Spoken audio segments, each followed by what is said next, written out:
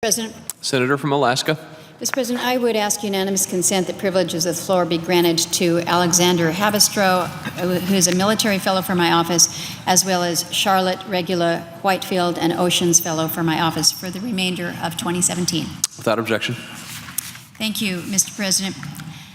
Mr. President, we've been talking a lot about the weather here in Washington, D.C. the past couple days. We got a little bit of snow yesterday, and in some parts, people are still kind of plowing out of their driveway. I'm looking at the daffodils that were out 3 days ago and are now buried, and the cherry blossoms are a little bit crispy on the trees. And so many of us not feeling like spring has really sprung here.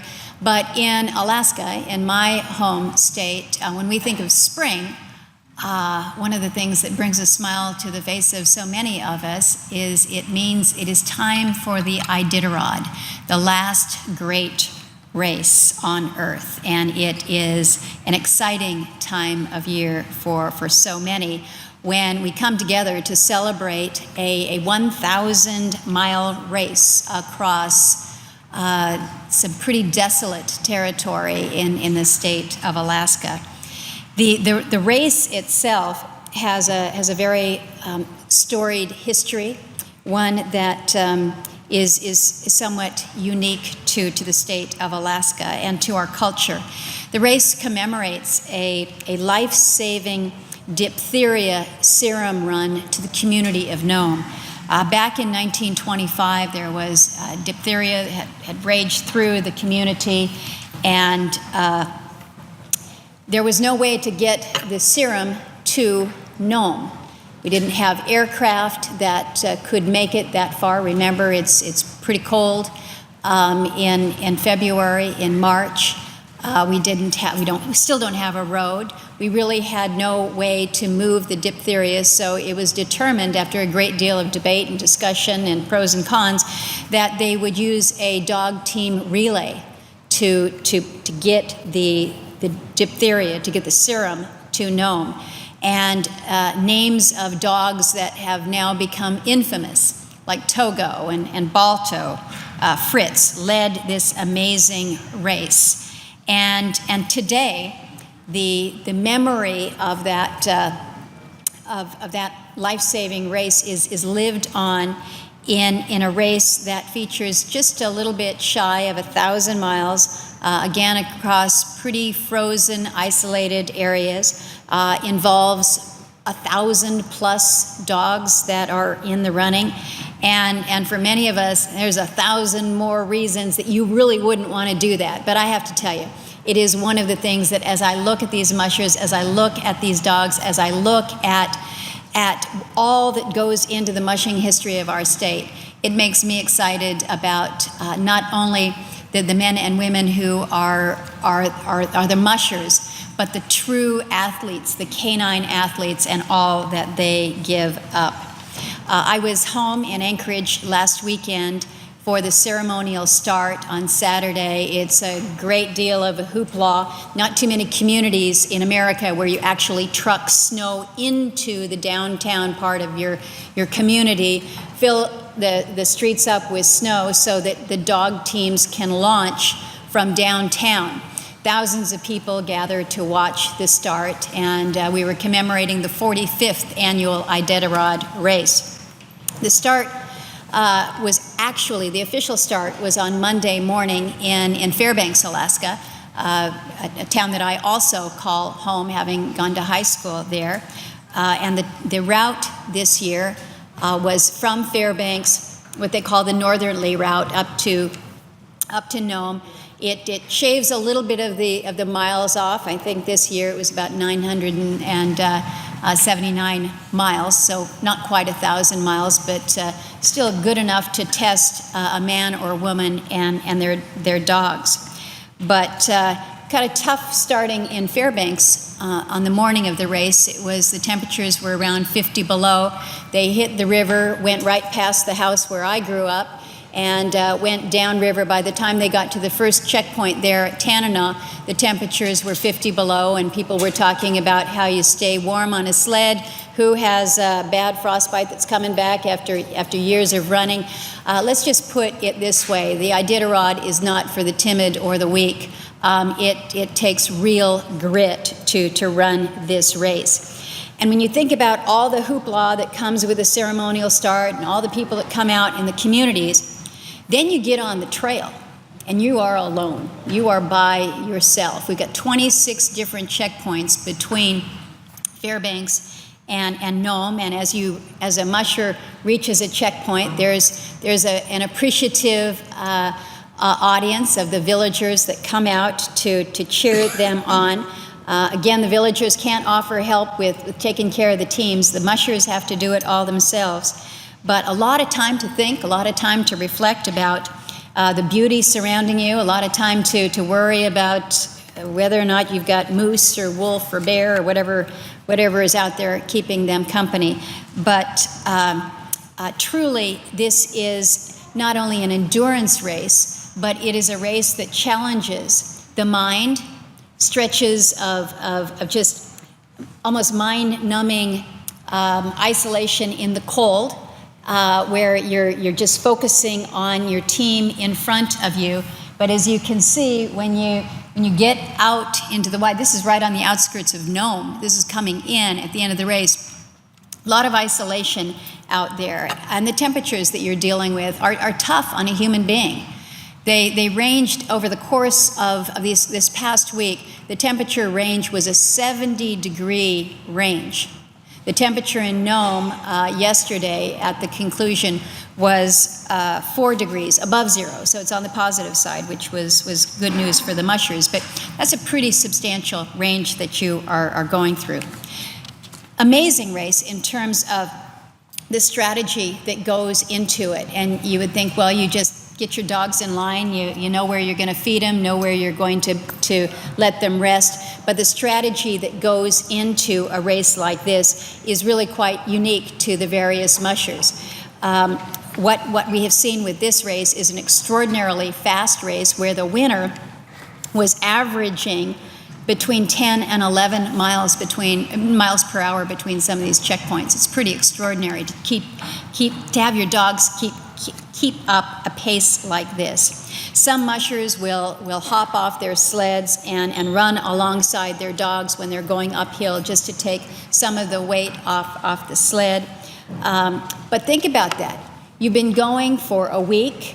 You've been going round the clock pretty much for some of these. You're exhausted, you're freezing cold, and now you're going to jog behind your dogs to lighten the load. This is again extraordinary.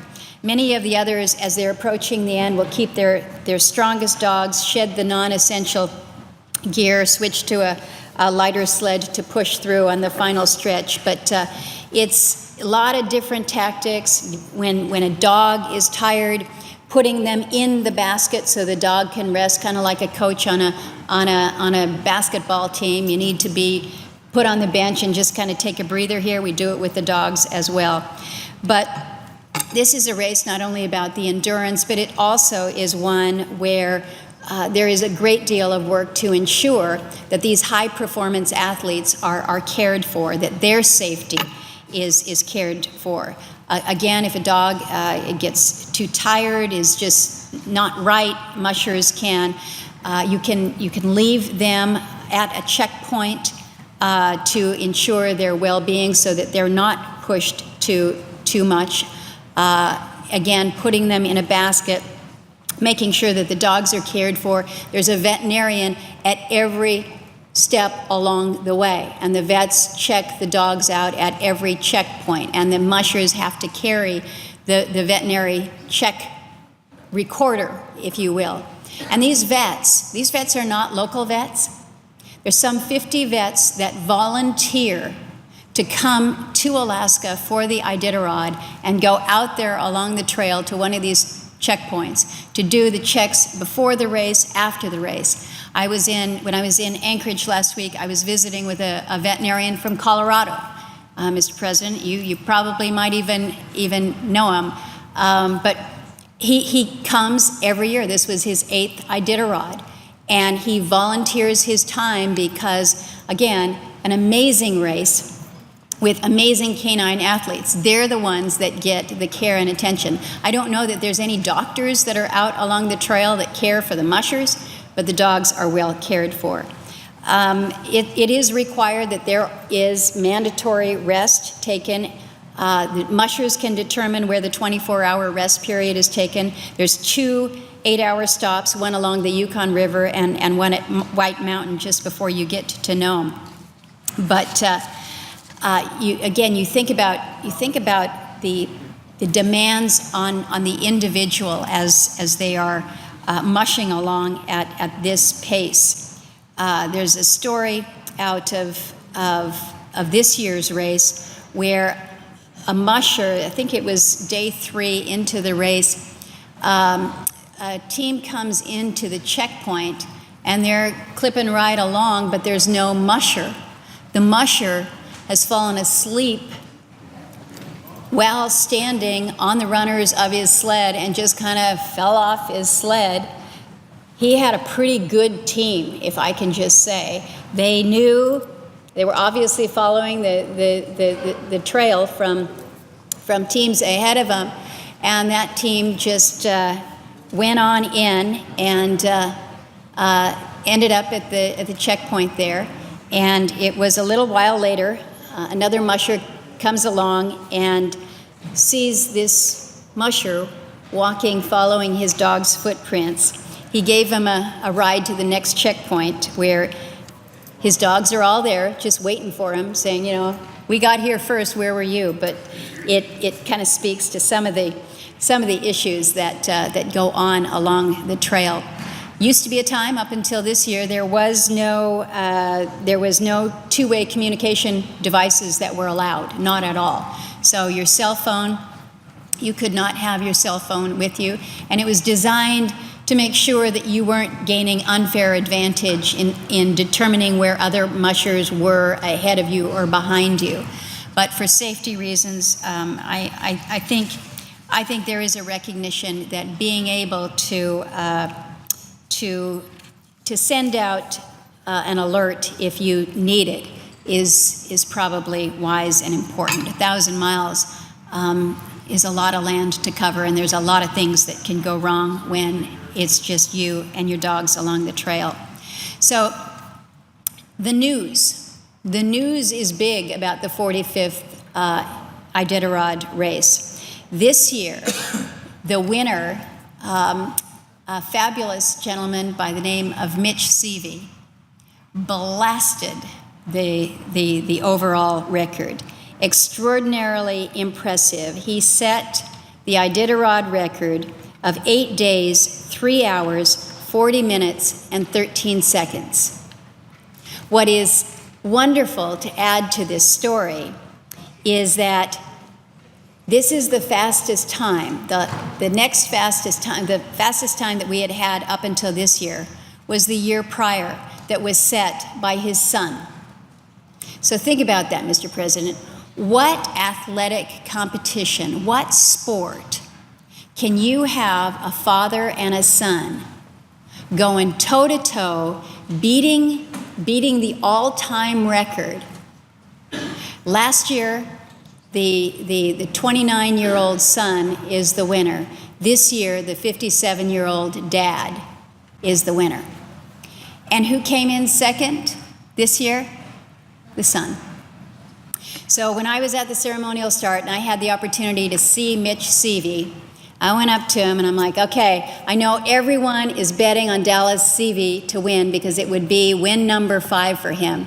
And I said, but I'm going with the old guys. 57 is not so old. And Mitch Seavey certainly demonstrated that just yesterday. The Seavey family is Iditarod legend. Dan Seavey, who is Mitch's father, ran the very first Iditarod in 1973. And then some 44 years later, his son Mitch and his grandson Dallas are still going at it. So Mitch won in 2004 and in 2013. Son Dallas won in 12, 14, 15, and 16. So again, father and son kind of trading off second and third places during each of these. It's really extraordinary when you think about the records that have been broken with this race. And the closeness of the race is again, something that is really exciting to look at.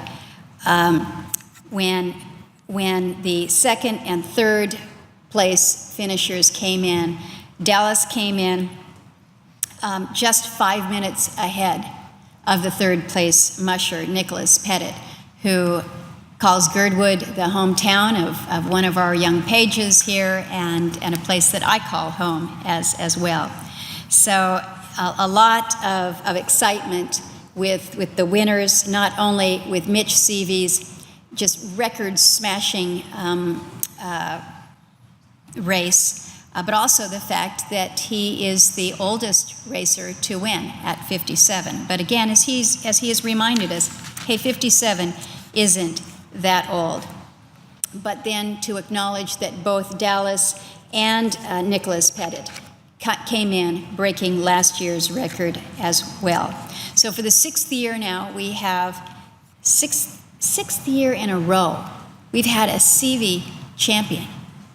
You know, you talk about family of champions. This is pretty amazing. This one is Mitch's third win, and again, really an extraordinary win. I spoke to Mitch not too long ago to offer him my congratulations, and I had told him, I said, you know, as the parent of two 20-somethings, I like it when you can demonstrate that you still got it in you. You're going to be a fierce competitor. But what Mitch told me was really a lovely statement. He said, what was so great was to be at the finish line, to see his son coming in, and to see Dallas so genuinely happy at Mitch's win. He said, you know, they were head-to-head competitors all throughout the race. And Dallas didn't make that 5-time win that he was hoping for, that so many of us Alaskans were hoping for, but he was so genuinely proud of his father. So, Mr. President, as of this afternoon, we have 10 mushers that have crossed the finish line. I wish all of the other mushers and their fearless dogs good luck as they continue to make their way to Nome over the next few days and beyond. But this is an event that I love to celebrate with my colleagues. I love to brag about the amazing men and women, not just the Alaskans, but from all over the country and really from all over the world. Our fourth place finisher is from Norway. Your Leifseth Olsen was right up there all the way to the end. It is men, it is women. Jessie Royer was the first woman in, and she came in fifth place. Ali Zirkel crossed in eighth place. So remarkable men and women, Alaskans, Americans, and people from around truly the globe come to compete. But truly the ones that we celebrate with great enthusiasm and gusto are these canine athletes that demonstrate to us all that there is no end, there is no limit to their love to run, their love to compete, and their desire to excel. I'm pleased to be able to celebrate with colleagues from the Senate in recognizing the 45th Iditarod race, the last great race on Earth. And with that, Mr. President, I yield the floor.